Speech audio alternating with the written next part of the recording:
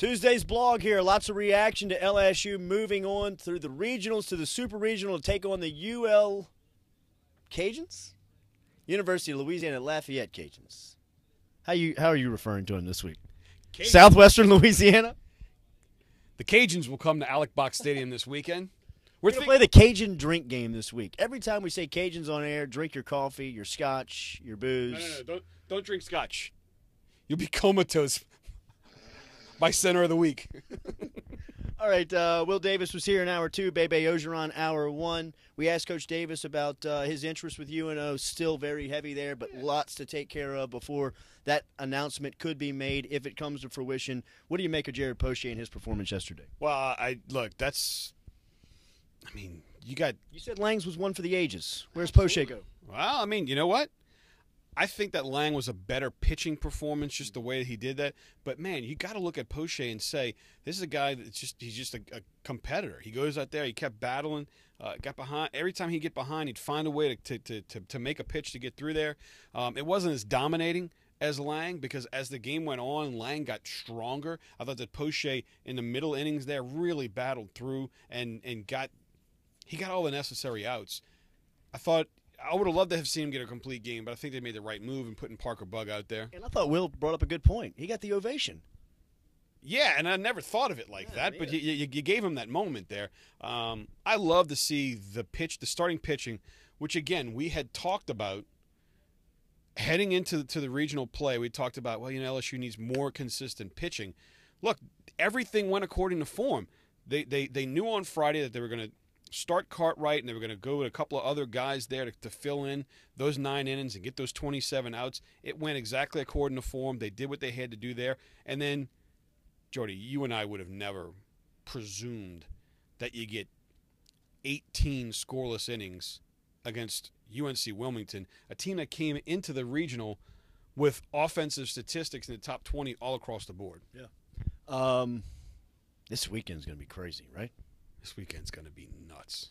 How many people have called you and asked you for tickets yet? When there was the thought of the matchup, we weren't even on the box. No. The game hadn't even been set. Yeah, it wasn't even set. People were, got to get tickets. I'd imagine that it'll be 12,000 for a minimum of 18 innings. If it goes 27, they will be full. And again, when you add the fact that it's going to be LSU and the Cajuns, and you have the Baton Rouge Lafayette, and it's gonna. If these are nighttime games, it's gonna be something. It's gonna make that regional in New Orleans look like a chess match. But when you look at everything with this, and the opponents, and everything that gets added into this, this is going to be a prestige ticket to have. This is going to be something where people are going to want to tell people I was there, and even some people that may not be the I'm at the box, 26, 27 nights a year. They're going to want to be in there. It's going to be a really tough ticket, and I think it's going to be a really electric environment surrounding this entire Super Regional. Jim Hawthorne's last weekend at the box? Man. You're not going to talk about it all week because, it's a big deal for us. We're unabashedly – well, of course, we're sunshine pumpers. We have purple and gold sunglasses, and we are unabashedly fans of Jim Hawthorne. Look, Jim Hawthorne is a mentor to me, man. He hired me at LSU Sports Properties. Been in his office and gotten a lot of wisdom from Hawthorne about just the business and life. I'm being a fan of his work is outside stuff. Yeah. I'm a friend. Well, right. I love it when he calls me Buff. Yeah, so when you're looking at this and thinking about the fact that this is going to be the last weekend he's going to call games in Alec Box Stadium, this is a pretty big deal. And I think that, throughout the week, talking about it, sharing stories, and look, man, he has as much history in LSU athletics as anybody. Yeah. Dale Brown, Skip Bertman, we talked about 30-plus years, 6 baseball national championships. He's called 3 football national championship games. He's 8-1 in national championship.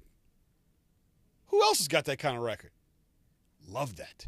Want to see everyone enjoy the fact that this is the last weekend we're going to have him at Alec Box Stadium. Good to have Bebe back on a Tuesday. Are you kidding me? And you know what? You and I, during the time when he was away from coaching, we would talk to him, and he would always talk about, I guess you'd say, some of the procedural things that are involved in being a college football coach. And those are things like being on the road recruiting and going talk with people and making friends. And look, he's a friend of ours.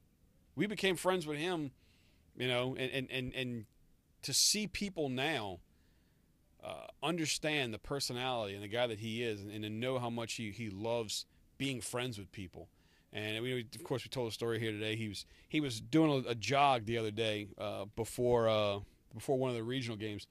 Couldn't finish his run because everybody kept stopping him to sign autographs and to take pictures. And to know and talk with other guys inside the football program and to know how he's fit in and how Coach Miles loves the work that he's doing in terms of promoting the brand and the work that he's doing to help LSU football. We were proponents of them hiring him, and now to see just how well he fits in, it's pretty good, isn't it? Podcast available online, 1045ESPN.com. We're daily, Monday through Friday, 7 to 9 a.m. Check us out.